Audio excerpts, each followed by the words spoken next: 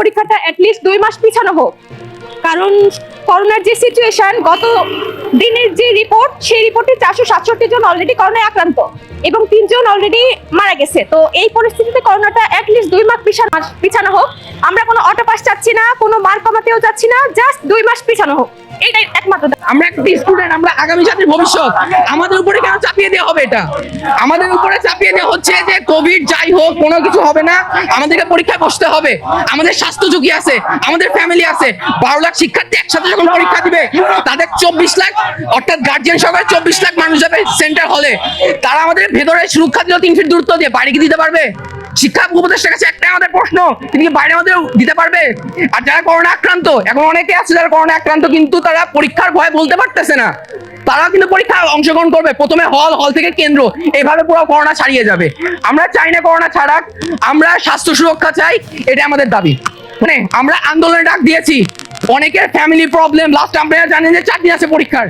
আমি আমার ফ্যামিলির থেকে হাইড করে এখানে আসছি, তুমি অনেক সত্যি কথা বলবো, আমি এখানে আমার ফ্যামিলিকে বলে আসছি আমি এখানে আসছি, সবাই আসছি। তার মধ্যে বৃষ্টির সিচুয়েশন আর কোভিড এর কারণে সবাই একটা কথা, আমরা যখন গ্রুপিং করছি সবাই একটা কথা বলেছে, আমরা যে যাবো এখানে যদি করোনা ছাড়াই, সবার মধ্যে বিভ্রান্ত ভয় সৃষ্টি কাজ করছে।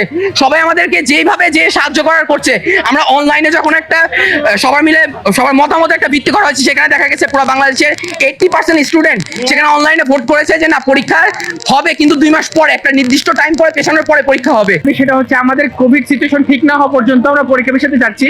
তবে আপাতত আমরা 2 মাস দাবি নিয়ে নামছি, বিকজ আমরা দেখতে পাচ্ছি করোনার প্রকোপ দিন দিন বাড়তেছে। ইতিমধ্যে রাজশাহীতে আমাদের ব্যাচের অনেকেই আক্রান্ত হয়েছে, এখন তারা কলেজ থেকে অ্যাডমিট কার্ড গ্রহণ করেছে। ইভেন তারা যদি পরীক্ষার হলে যায়, তাদের দ্বারা তো আমরা ইফেক্টেড হইতে পারি।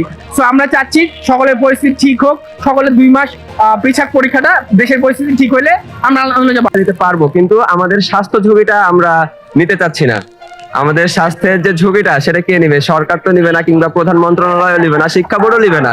আমাদের স্বাস্থ্য ঝুঁকি আমাদেরই নিতে হবে, সেই জন্য আমরা স্বাস্থ্যের সুরক্ষা চাচ্ছি। প্রস্তুতি আমাদের এখন একেবারে সুসম্পন্ন হয়েছে।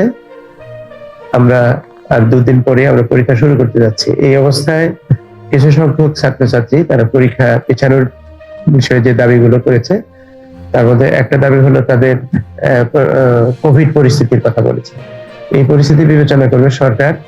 সরকারের বিবেচনায় আমার মনে হয় এখনো পরীক্ষা পেছানোর মতো পরিস্থিতি হয়নি, কোভিডের অবস্থানটা এমন না।